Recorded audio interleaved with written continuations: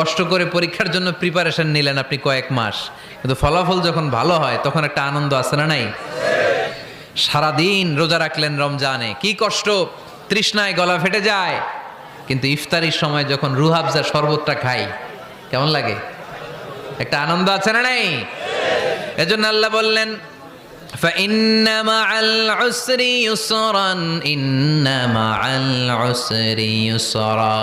ও নবী, কষ্টের দিন মক্কায় অল্প কিছু দিন, মদিনাতে আনন্দের দিন অপেক্ষা করছে।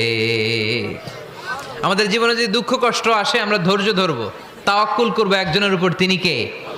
কারণ আমরা বিশ্বাস করি কষ্টের দিন এটা চিরকালের জন্য নয়, সামনে আনন্দের দিন আমাদের জন্য সেট করে রেখেছে কে?